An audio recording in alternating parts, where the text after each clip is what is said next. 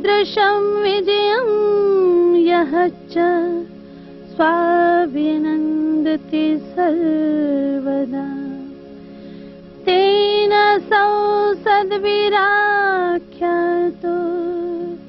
विजयात् अभिनन्दनः निष्कलङ्का च या बुद्धिः पूर्णानन्दात्मिका परः तया बुद्धया वर्तमानो निष्कलङ्कः सुबुद्धकः निष्कलङ्कः सुबुद्धकः। वंदो सतगुरु चरण को करूं सो प्रेम प्रणाम। अशुभ हरण मंगल करण धनी श्रीदेव चंजिनाम। श्री प्राणनाथ निज मूलपति श्री महराज सुनाम। तेज कुंवरी श्यामा युगल पल पल करूं प्रणाम पल पल करूं प्रणाम। उपस्थित साथियों, पिछले प्रसंग में श्री प्राणनाथ जी की वाणी से हमने आपको बताया कि पद्मावतीपुरी धाम बंगला जी में विराजमान श्री प्राणनाथ जी कुरान के द्वारा अपनी कुलजम स्वरूप की वाणी में खुलासा ग्रंथ से छतरसाल जी को समझाते हैं कि जैसे मुझे हिंदुओं के ग्रंथों में विजयाविनंद बुद्ध निष्कलंक अवतार और देवचंद जी को बुद्ध अवतार कहा है, इसी तरह से कुरान के अंदर मुझे ही आखिरुल ज़मा इमाम मेहदी और देवचंद जी को ईसा रूह अल्लाह और तुम्हें अली दरबार का कहा है और एक के ही रूप है। सिर्फ यहाँ भाषाओं का भेद है जो लोग आपस में दुश्मनाई कर रहे हैं। तो छतरसाल जी कहते हैं स्वामी जी, फिर औरंगजेब को झुकाना तो कोई कठिन बात नहीं है। बस प्रतिज्ञा करने के बाद जब वो घर जाते हैं तो ये बात चाचा बल दीवान जी ने जब सुन ली कि इनके गुरु तो कुरान भी पढ़ते हैं, तो मेरे साथियों एक बंधेला कैसे सहन कर सकता था कि हिंदू होकर और कुरान पढ़ते हैं। वो डर गया और ये दिल में निश्चय कर लिया बल दीवान ने ये कि निश्चित करके ही औरंगजेब के कोई दूत हैं और छतरसाल गुमराह हो गया है। अब जिस समय छतरसाल जी घर गए, चाचा बल दीवान कहते हैं कि छतरसाल, क्या हम इतने बुजुर्ग जो हो गए हैं, क्या मूर्ख हैं क्या? आए दिन तक राम भगवान आए, श्री कृष्ण भगवान आए, इतने अवतार आए, किसी ने राक्षसों को जो है इस तरह से एक रूप किया है। तुम मुसलमानों पर किस तरह से विश्वास करते हो? निश्चय करके तुम्हारे गुरु जिनको तुम प्राणनाथ जी कहते हो ये औरंगजेब के दूत हैं। तब छतरसाल जी को बड़ा दुख हुआ, कहने लगे हे चाचा, जिस दिन से स्वामी जी मेरे पास आए हैं मैंने उनके चरणों का आसरा लिया है। बात बात पर तुम जो है संशय उठाते हो और मेरे लिए मुसीबतें खड़ी कर रहे हो। अच्छा तुम ऐसे करो, सारे भारतवर्ष में सबसे बड़ा जो मुसलमानों का काजी है, चाहे वो कितने हजारों रुपए लेगा, मैं देने तैयार हूं। तुम उन लाओ और कुरान से बैठ करके बातें करा लो। और हिंदुओं के अंदर बड़े दिग्विजयी पंडित जो 14 विद्या निपुण हैं उनको भी बुला लो, उनको हिंदुओं के ग्रंथों से शास्त्रार्थ करवा लो। अगर कोई भी स्वामी जी के प्रश्न का उत्तर दे देगा तो मैं प्राणनाथ जी को छोड़ दूंगा, लेकिन इस तरह से तुम्हारी बातें स्वामी की शान में तुम कहो वो मेरे से सहन नहीं होती। तब चाचा बल दीवान ने कहा ठीक है बेटा, हम ऐसे ही करते हैं। सारे भारतवर्ष में महोबा स्टेट में एक काजी अब्दुल रसूल जिसका नाम था, जिससे तालीम ले लेकर के दिल्ली की शरीयत भी के जो मेंबर थे वो उनके शागिर्द थे, उनको बुलाया गया और उधर काशी जी से, प्रयागराज से और मथुरा वृंदावन से बड़े बड़े पंडितों को जो 14 विद्या निपुण, हर ग्रंथों में निपुण, उन सबको जो है बुलाया गया।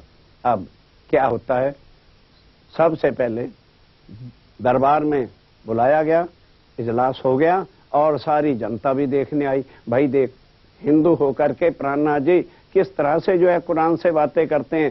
स्टेज लग गई, शास्त्रार्थ होने लगा। अब स्वामी जी कहते हैं, काजी साहब आपके सामने ये देखिए, ये है ढंग नम्रता का। अक्षातीत पूर्ण ब्रह्म है और कितनी नम्रता से बात करते हैं कि काजी साहब बात यह है कि आप तो बहुत पढ़े लिखे हैं, कोई मेरी बात हो जो मैं आपसे प्रश्न पूछूं तो कृपा करके एक उत्तर देना, क्योंकि आप तो पढ़े लिखे, एक शब्द के कई कई अर्थ कर सकते हैं। तो मेरा भाव कुछ हो, आपका कुछ अर्थ आए तो वो बात ठीक नहीं रहेगी। काजी साहब ने ऐसी बात सुन के अपनी इंसल्ट, बेइज्जती समझी और 76 साल को कहने लगे, 76 साल किनको सामने बिठा दिया? पहले मेरी इंट्रोडक्शन तो इनको करा देते कि मैं कौन हूं, मैं कितनी महान कुरान को जानता हूं। कहने लगे, स्वामी जी मैं ही आपको बता देता हूं, 70 वर्ष हो गए मुझे कुरान पढ़ते पढ़ते। मैं 5 वर्ष का था, अब्बा जान ने मुझको कुरान पढ़ने में लगा दिया था और आज ये मेरी दाढ़ी सफेद हो गई है कुरान पढ़ते पढ़ते। कुरान मुझे मौखिक वर्बली याद है। अगर कुरान और मेरी जुबान उत्तर देने में कुछ अंतर आएगा तो मैं वहीं पर जो है अपनी हार मान जाऊंगा। और मेरा जैसे दाढ़ी साफ है, मेरा दिल भी साफ है। मैं कभी भी झूठ नहीं बोलूंगा, चाहे कुछ भी हो जाए। तब स्वामी जी ने कहा, बड़ी खुशी की बात है, कहने आपको पता नहीं मेरा मुकाबला हिंदुस्तान में कोई नहीं कर सकता। तभी तो काजी साहब हम आपसे डर रहे कि हमें कुछ कुरान का पता नहीं और आप आलम फाजल है। खैर अब 76 साल जी ने बिठाई दिया है, मैं आपसे एक प्रश्न पूछता हूं और समझ ना आए तो सवाल पूछ लेना, लेकिन जवाब एक देना। ये बताइए, इस दुनिया में पैदाइश कितनी तरह की है? अब काजी समझ गया कि ये ऐसे नहीं है, क्योंकि ये सवाल आज दिन तक काजी महबूबा वाले अब्दुल रसूल के साथ किसी ने किया नहीं था। कहने लगा, जी हाँ, तिलकर रसूल में सुपारे का नाम है। पहला लाम मीम सुपारा है, दूसरा साइकुल सुपारा है, तीसरे का नाम तिलकर रसूल है। उसमें 5 तरह की पैदाइश लिखी है, पर एक ही जगह पर नहीं लिखी, कहीं कहीं करके लिखी है।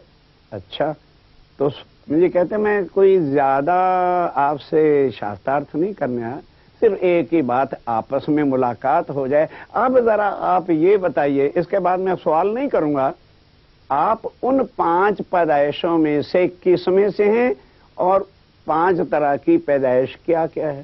साथियों, बड़े गजब की बात का क्वेश्चन है ये कुरान का। तो ये तो उसको पता नहीं चला, इतना तो पता था कि 5 तरह की पैदाइश है। स्वामी जी कहते हैं, घबराओ नहीं, हम बता देते हैं।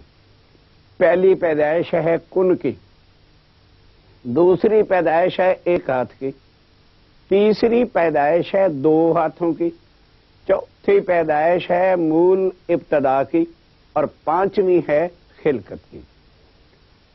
कहते हैं हाँ हाँ ठीक है। अब्दुल रसूल कहते हैं ठीक है। अब कहते हैं कोई चिंता मत करो, एक ही बस सवाल मेरा आखिरी है कि तुम किस पैदाइश में से अपने को मानते हो? साथियों, जरा अब अर्थ भी सुन लो, क्योंकि तुम कहोगे भाई हमें तो क्या पता चलेगा क्या बोल रहे हैं। ये प्राणनाथ जी की साहिबी है, यही प्रूफ है कि प्राणनाथ जी ही अक्षरातीत, विजयाभिनंद, बुद्ध निष्कलंक अवतार, आखिरुज़्ज़मा, इमाम Mehdi, second coming of God, supreme truth God है। ये पहचान है। अब आज वर्ल्ड के अंदर 75 लोगों ने डिक्लेयर कर रखा है अपने आप को, प्रमाण लाएं। ये एक एक बात के प्रमाण है कि श्री प्राणनाथ जी ही विजयाभिनंद, बुद्ध निष्कलंक अवतार, अल्लाह ताला, आखिरुज़्ज़मा, इमाम मेहदी हैं, जो कुरान से, कुरान सब ग्रंथों के साथ उनके प्रमाण हमने आपके सामने भविष्य की बातों से सब जो है क्लियर कर दिया। अब कुन कहते हैं, जो हिंदुओं के अंदर कहते हैं एको अस्मि बहुश्याम, ये फानी दुनिया का बनना जो बन करके मिट जाती है। एक एक चीज की तरफ जरा ध्यान दीजिए। और 1 हाथ की पैदाइश क्या है कि मोहम्मद साहब पहले एक ऐसे रसूल थे जिन्होंने पूर्ण ब्रह्म परमात्मा अल्लाह ताला की मुलाकात का जिक्र किया कि मैं मिल के आया हूं, मैंने उनका अर्श देखा है, मैंने उनकी सूरत देखी है और 11वीं सदी में आएंगे। उनके सिवा अब उनको हुक्म हुआ था कि 30,000 हरूफ शरीयत ले जाकर दुनिया में जाहिर करो। तो उन्होंने शरीयत तो की, तरीकत और शरीयत का ज्ञान दिया, हकीकत और मार्फत का ज्ञान हुक्म नहीं था। खुद अल्लाह ने कहा कि जब मैं आऊं, ईसा रूह अल्लाह आएंगे, तब हकीकत और मार्फत का ज्ञान दुनिया में आके जाहिर होगा। वो हुक्म नहीं था। अब मोहम्मद साहब के कलमे से जिन्होंने खुदा पर विश्वास लाया है वो एक हाथ की पैदाइश है, अधूरे। क्यों? शरीयत और तरीकत, जब तक हकीकत और मार्फत का सजदा बजाएगा नहीं कोई, तब तक परम धाम में जा सकता नहीं है। इसलिए जो है, अब कई मेरे हिंदू भाई समझ रहे होंगे जी ये शरीयत, तरीकत, हकीकत, मार्फत क्या है? कर्मकांड, उपासना, ज्ञान और विज्ञान, बिल्कुल एक ही चीज है। भाषा की लड़ाई है मेरे भाइयों, हटा दो तो एक परमात्मा की पहचान तुम सबको आज हो जाएगी। आइए अब एक हाथ मोहम्मद साहब का शरीयत का ज्ञान जिन्होंने लेकर खुदा पर विश्वास लाए और सजदा बजाया। उसके बाद 2 हाथ की पैदाइश। 2 हाथ की पैदाइश क्या है कि सतगुरु देवचंद जी महाराज तारतम तो लाए, लेकिन परम धाम के मूल मिलावे की बातें उस समय नहीं उतरी थी। और वो अब स्वयं पूर्ण ब्रह्म आ करके 5 शक्तियों के स्वरूप से अपनी जो है बात को जाहिर किया। तो हकीकत और मार्फत का ज्ञान सुनकर जिन लोगों ने उन पर यकीन ला करके चरण पकड़े और आज भी पकड़ रहे हैं, वाणी से निजानंद संप्रदाय में आ रहे हैं, वो 2 हाथ की पैदाइश है। भव से पार होंगे, अखंड हो जाएंगे। अब मूल इब्तदा कौन है? जो परम धाम से आत्माएं उतरी हैं, जिनकी खातर पार ब्रह्म को यहाँ आना पड़ा। मूल खिलकत अपने मूल परम धाम से। और अब खिलकत क्या है? वो है मूल इब्तदा। अब है मूल खिलकत, अर्थात अक्षर ब्रह्म भी जो यहाँ आते हैं, कूटस्थो अक्षरा, उनका सत्अंग स्वरूप, सत्ता की शक्ति के स्वरूप, उनकी जो आत्माएं आए हैं उनको खिलकत का स्वरूप कहते हैं। ये हो गया। अब स्वामी जी ने प्रश्न किया कि काजी साहब सिर्फ एक ही अभी पहली मुलाकात है ना, फिर मिलेंगे तो और कुरान की बातें करेंगे, जरा ये बताइए आप 5 में से किस में से हैं? अब अब्दुल रसूल के तोते उड़ गए। क्यों? अगर कहता है कि मैं कुन से हूं, कुन का मतलब ये दुनिया है, तो दुनिया तो महाप्रलय में लय हो जानी है, फानी दुनिया है, तो उसको अर्शे अजीम मिलने वाला नहीं। और आगे की जो 4 चीजें हैं मेरे साथियों, आज भी सारा विश्व पड़ा है। जाओ किसी भी मेरे मुसलमान भाई काजी मक्का मदीने वाले से पूछ लो, कोई नहीं बता सकता। प्राणनाथ जी की वाणी के बिना, तारतम ज्ञान के बिना, निजानंद संप्रदाय में आए बिना कोई भी इन बातों के भेद आपको बता दे तो हमारा एड्रेस तो आपके पास आ ही गया है। लिखो, आओ, निजानंद आश्रम रतनपुरी और निजानंद आश्रम बड़ौदा गुजरात।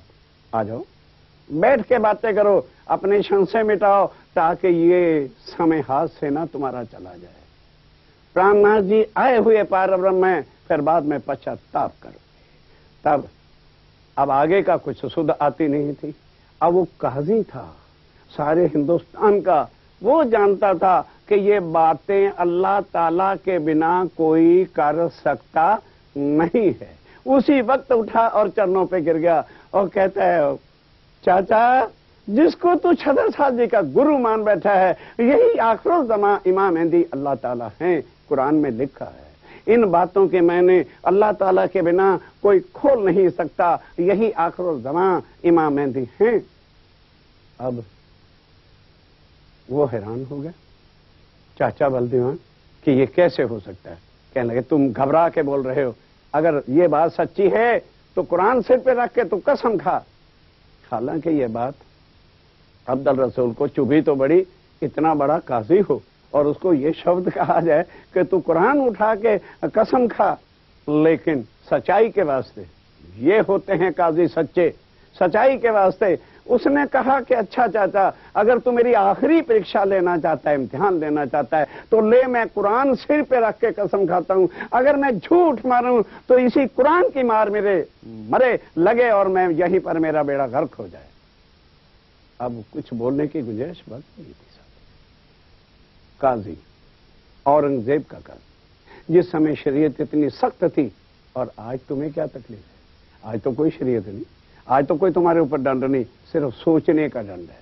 यदि प्राणनाथ जी की वाणी को सोचो, इतने इतने काजी, शरीर हिंदू देखोगे, वो हिंदू शरीर के सामने नहीं झुके, वो उन बातों के लिए झुके हैं जो कुरान में मोहम्मद साहब ने कहा था, शब्द मुक्त आत, इसका जो अर्थ खोलेगा, मैं ना खोलेगा, वही अल्लाह ताला होगा। जब स्वामी जी ने 5 उदाहरण की पैदाइश के अर्थ करके बता दिए, काजी तब झुका जा करके, अब चुप हो गए। कौन बोलता आगे? जब इतना बड़ा काजी नहीं जवाब दे सका, तो अब दूसरे दिन फिर शास्त्रार्थ हुआ। किन के साथ? पंडितों के साथ। आइए, बड़े आनंद के साथ उनको भी सुनिए। 14 विद्या निपुण, छोटे मोटे नहीं, 14 साल लग करके एक विद्या निपुण होती है। ऐसे पढ़े लिखे पंडित इकट्ठे हुए तो शास्त्रार्थ तो एक ही करता है। 50-60 पंडित आए थे वैसे तो उनमें से 3 चुने गए, सुंदर दास, वल्लभ दास, बद्रीदास। अब शास्त्रार्थ तो एक ने करना था, तो उन तीनों ने मिलकर फिर बद्रीदास को जो है भेजा। अब वो शास्त्रार्थ करने के लिए आ गया। अब स्वामी जी उनको मुंह जबानी प्रश्न नहीं करते। क्यों? विश्वास था उनको कि पंडित लोग 1 मिनट में इधर और दूसरे मिनट में इधर घूमते हैं। तो स्वामी जी ने 5 प्रश्न लिख करके दिए कि पंडित जी महाराज, ये अखंड गौलोक श्रीमद् भागवत के प्रश्न हैं। ये बताइए, भागवत में जो लिखा है कि रास अखंड है और ब्रिज भी अखंड है, तो गौलोक तो एक ही जगह है, वो तो जुदा जुदा नहीं।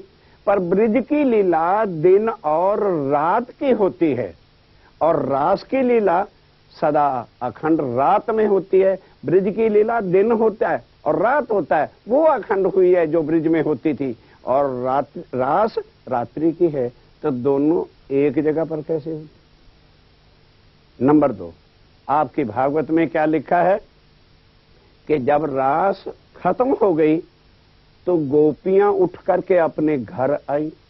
तो जब नित्य वृंदावन में बांसुरी बजी थी, तो बांसुरी को सुनकर गोपियां सब घर बार छोड़ करके, अपने शरीर भी छोड़ करके, जरा पंडित जी महाराज 10वें स्कंद का ध्यान कर लेना, वो नित्य वृंदावन में गई। तो अब जब रास खत्म हो गई, तो फिर ये बताइए रास अखंड कैसे हुई? रास खत्म तो हो जाए तभी तो गोपियां घर से उठी, और रास तो सदा अखंड है, जो आज भी हो रही है और होती रहेगी। तो फिर वो गोपियां किस घर से उठी थी?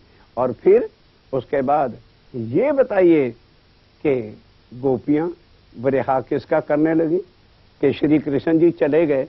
जो अखंड ब्रिज है, अखंड रास है, जहां कोई एक दूसरे से अलग हो ही नहीं सकता है, तो श्री कृष्ण जी छोड़ के कहां चले गए? और गोपियां रोने किसको लगी विरहा में? और फिर उद्धव जी संदेशा किसके पास लेकर के आए? इस तरह के। और उसके बाद फिर अक्षरातीत के बारे में 2 प्रश्न अक्षरातीत के रख दिए। तो बद्रीदास कहता है, महाराज छत्रसाल जी, कि ये प्रश्न अक्षरातीत पार ब्रह्म के बिना कोई नहीं जान सकता, मेरी ताकत से बाहर है। मैं लिख के देता हूं कि श्री प्राणनाथ जी ही अक्षरातीत पूर्ण ब्रह्म सच्चिदानंद हैं। मेरे साथी थोड़ा विचार करो कि इतने इतने काजी, इतने इतने 14 विद्या निपुण प्राणनाथ जी की वाणी के प्रश्नों का उत्तर नहीं दे सके और चरणों पे गिर रहे हैं। हम लोग कुछ जानते भी हैं ना, तो हमें ज्ञान का पता है। ये तो शुक्र करो कि ब्रह्म आत्माओं के कारण से ऐसे ऐसे प्रोग्राम बना करके श्री प्राणनाथ जी तुम्हारे तक भी इस ज्ञान को पहुंचा रहे हैं, और वो अपने साथियों के द्वारा ताकि वक़्त आखिरत को आप में से कोई ऐसा ना आदमी रह जाए जो ये कहे कि जी हमें तो श्री प्राणनाथ जी के आने की सूचना नहीं मिली, ना किसी ने बताया था, इस वास्ते हम रह गए, नहीं तो हम भी ज्ञान सुन के चरणों में आ जाते। ये हम लोग अपना फर्ज पूरा कर रहे हैं, उनका हुक्म फरमान मान करके ये आप तक संदेशा पहुंचा रहे हैं। अब उसके बाद क्या होता है? जय जयकार हुई महाराजा छत्रसाल जी के दरबार में और सब ने वहां पर स्वामी जी को विद्याविनंद बुद्ध निष्कलंक अवतार पूर्ण ब्रह्मक्षातीत माना। अब उसके बाद क्या होता है? आगे स्वामी जी अपने मंदिर में गुम्मड़ साहब बंगला जी में, अब क्या होता है कि बुरी चीज लोगों के दिलों में बड़ी छाई रहती है। अब स्वामी जी के साथ पन्ना जी के अंदर 5000 साथियों की जमात रहती थी। तो लोग जो बुंदेले थे उनके दिल में क्या शक आ गया, अरे भाई जब हम मंदिर में जाते हैं तो देखते हैं कि ये लोग कभी खीर, कभी खट्टे, कभी मालपूड़े सब कुछ खाते रहते हैं, तो छत्रसाल जी के खजाने में तो इतना पैसा नहीं है कि वो अपनी सेना को भी और जो कार्यकर्ता हैं उनको भी समय पर पैसा दे दें। तो फिर मालूम होता है कि श्री प्राणनाथ जी महाराज कोई रिद्धि सिद्धि वाले बाबा हैं। ये लोहे को सोना कीमिया बनाते हैं और उसको बेच करके खाते पीते हैं। ऐसी बात कितनी जल्दी लोगों चर्चा नहीं किसी के दिल में ठहरेगी। किसी से पूछ लेना क्यों भाई आज क्या चर्चा हुई थी, कोई नहीं बता पाएगा। ये बात जरूर बता देंगे क्योंकि बुरी बातें बहुत जल्दी घूम जाती हैं। वो 10 को बुलाता है, एक एक आदमी 10 को प्रचार करता है। ओहो यार जो छत्रसाल जी के गुरु को पूर्ण ब्रह्म रखा था वो तो एक रिद्धि सिद्धि वाले बाबा हैं और इस तरह से वो कीमिया बना के खाते रहते हैं, खूब मौजे कर रहे हैं। अब बात होते होते होते दरबार में छत्रसाल जी के कानों तक भी आ गई।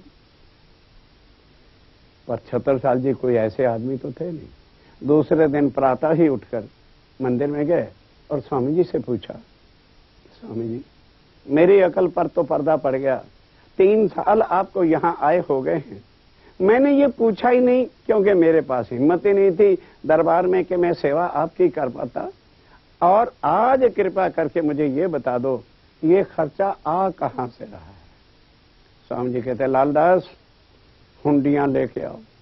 जो मेरते के राजा राम झंझन भाई जब स्वामी जी मेरते गए थे तो सारी सेवा आपको उस दिन चर्चा में बताया था, बड़े बड़े सेठ जिनमें राजा राम और झंझन भाई उस दिन से जो है प्रतिज्ञा कर ली थी कि स्वामी जी जब तक आप प्रचार करते रहोगे और जहां जहां आप जाओगे कुल सेवा मैं करूंगा। तो वो दोनों भाई मिल करके तब से ही 5000 जमात का खाना पीना वस्त्र स्वामी जी के भूषण इत्यादि जो खर्चा लाखों रुपए का पड़ता था। क्यों? जब उसने चाबियां राजा राम झंझन भाई ने मेरते में चरणों में रख दी थी तो स्वामी जी ने कहा कि लो भाई अब हमारी तरफ से कारखाने चलाओ, घर के बच्चों को पालना खाना, लेकिन अधिक जितना भी बचेगा वो सुंदर साथ की सेवा में लगाना। उस राज्य महाराज के आशीर्वाद से 1 से 21 उसके कारखाने हो गए और उस दिन से वो सेवा कर रहा है। छत्रसाल जी को जब सारी हुंडियां रख दी, सारा हिसाब सामने रख दिया, अब आप ही बोलो छत्रसाल जी के दिल पर कितना दुख आया कि मेरे घर मेरे धनी आए हुए हैं और सेवा बाहर से आ रही है। दुखी होकर के घर चले जाते हैं। और जब चाचा को पता चला कि ये बात हो गई है तो चाचा आया, कहने लगे छत्रसाल दुखी क्यों होते हो? ये क्षत्रियों के लिए क्या बंधेलों के लिए रोने की बात है? वीरता तेरे हाथ में है, विजय तेरे हाथ में है। तो ऐसे कर, स्वामी जी ने तुम्हें हुक्म दिया था ना, तो स्वामी जी को तो हाथी के ऊपर बिठाकर राजा बना और आगे तो सिपा सलार बन के खुद चल और सेना अपनी को साथ रख। मारना नहीं किसी को, लेकिन क्या कर, राठ, खड़ौत, जलालपुर, 3 जो छोटी स्टेटें इनके राजाओं को पकड़ और पकड़ करके वहां के पंडितों को और काजियों को इकट्ठा करके स्वामी जी के साथ शास्त्रार्थ करवा। जब वो हार जाएंगे तो राजा को आदेश दे देना कि अब जजिया टैक्स जो औरंगजेब को देते हो वो नहीं भेजना और वो सारा जो है स्वामी जी की सेवा के वास्ते मेरे पास पन्ना में भेजो। इस तरह से अपनी सब काम हो जाएगा, खजाने का काम भी हो जाएगा और स्वामी जी की सेवा भी होगी। छत्रसाल कहते हैं चाचा तुम्हारी जुबान पर विश्वास कौन करे, तुम लोग बढ़ के कहते कुछ हो करते कुछ हो, निकलता कुछ है, होता कुछ है, लिख के दो तो मैं ये काम भी करने के लिए तैयार हूं। छत्रसाल जी ने चाचा बलदीवान से रिटर्न ले लिया कि आज के बाद जितना भी धन आएगा वो सब चौथा हिस्सा बराबर स्वामी जी की सेवा के लिए जाएगा। तब छत्रसाल जी ने सेना को तैयार किया, हाथी सजाया खूब आनंद मंगल के साथ, और स्वामी जी को जाके चरणों में विनती की कि हे धनी, अब मुझे जो है आप अपनी सेवा बख्श दो। तो स्वामी जी क्या कहते, अच्छा कल सुबह आना घोड़े को साथ लेके, आपको सेवा बख्श देंगे। तब क्या हुआ, कहा कि लो आज घोड़े पे अब चढ़ जाओ और शाम तक जितना पन्ना के चारों तरफ दौड़ सकता है घोड़ा दूर तक दौड़ा लो, बस शाम को आना। अब छत्रसाल जी घोड़े पर सवार हो गए और सारा पूरा 52 किलोमीटर तक दौड़ करके आए। और उसके बाद स्वामी जी ने आशीर्वाद दिया, जा छत्रसाल, जहां जहां तेरा घोड़ा दौड़ा है ये धरती जब तक सृष्टि रहेगी हीरा बख्शेगी। मेरे साथियों, पन्ना में जो हैं माइंस नहीं है, ये स्वामी श्री प्राणनाथ जी की आशीर्वाद दिया हुआ है कि आज भी धरती हीरा उगल रही है, वो प्राणनाथ जी का आशीर्वाद है। उसके बाद अब छत्रसाल जी क्या कहते हैं, स्वामी जी मैं हीरे बेचकर आपकी सेवा नहीं करूंगा, मैं क्षत्रिय हूं, आपने मुझे ये हाथ बख्शे हैं, ताकत बख्शी है, आप हाथी पे सवार हो जाओ, मैं बड़े बड़े राजाओं के स्टेटों पर कब्जा करूंगा, तलवार से नहीं, आपकी वाणी का प्रचार करते हुए और बड़े बड़े राजाओं के पंडितों और काजियों को इकट्ठा करके आपके सामने झुकाऊंगा, शास्त्रार्थ कराऊंगा। तो इस तरह से साथियों पहले दिन ही राठ, खड़ौत, जलालपुर तीनों राजाओं को पकड़ा, उनके काजियों और पंडितों से शास्त्रार्थ करवाया। उनसे जब शास्त्रार्थ में कौन उत्तर देता अक्षरातीत की बातों का, तब स्टंप लगवाई कि लिखो प्राणनाथ जी ही अल्लाह ताला हैं। इस तरह से औरंगजेब के पास चिट्ठियां जाने लगी और इस तरह से महाराजा छत्रसाल जी ने इंदौर, उज्जैन और उधर जो है रीवा तक सब कब्जे कर लिए 52 स्टेटों पर। और स्टेटों पर कब्जा करने के बाद जितने राजा थे सब टैक्स औरंगजेब को नहीं भेजते और उसके बाद जो है महाराजा छत्रसाल जी के खजाने में आने लगी। तब से महाराजा छत्रसाल जी ने कुल सेवा अपने जो है कंधों पर ले ली और खूब आनंद मंगल के साथ किसको जाहिर किया, कृष्ण अक्षरातीत नहीं, मेरे साहेब पूर्ण परमात्मा जो स्वामी जी ने वाणी में कहा है, नर नारी बूढ़ा बालक जिन इल्म लिया मेरा बूझ, तिन साहिब करके पूजा, यही अर्श का गुज। प्राणनाथ जी कहते हैं जिन्होंने मेरे अर्श की वाणी के गुज भेदों को समझ लिया है वो मुझे पहचानेगा कि मैं किसी एक पक्षपाती परमात्मा नहीं हूं, मैं एक साहिब हूं और सारी दुनिया का मालिक हूं। इस चीज तरह का प्रचार महाराजा छत्रसाल जी ने भैया सीताराम को, बाबा दयाराम साहब को और बड़े बड़े महान जो संत उस समय साथ थे उनको स्वामी जी के प्रचार के वास्ते जगह जगह भेजा और खूब जो है आनंद मंगल के साथ प्रचार हुआ। अब उधर औरंगजेब कांप जाता है कि मेरे सारे आधे राज के ऊपर जो है छत्रसाल ने कब्जा कर लिया। किन की शक्ति से, किन के आशीर्वाद से, किन की मेहर से, ओ स्वामी जी से। वो तो अल्लाह ताला मेरे घर चल के आए थे और मैं उनकी जो है पहचान नहीं कर सका। अब उधर औरंगजेब, क्योंकि आपको बताया था छत्रसाल जी ने प्रतिज्ञा ली थी और कि मैं उनको पकड़ के झुकाऊंगा। अब औरंगजेब का अपमान होकर अपना राजपाट छोड़कर आजम को चिट्ठी लिखकर जो है जंगलों में चला जाता है ढूंढने के लिए। वो जो है अब प्रसंग हम आपको अगले विषय में, अगला चैप्टर जब शुरू होगा प्रसंग हमारा, उसमें बताएंगे कि औरंगजेब कैसे चिट्ठी लिखता है और आज उसका प्रमाण क्या है, ये आगे बताएंगे।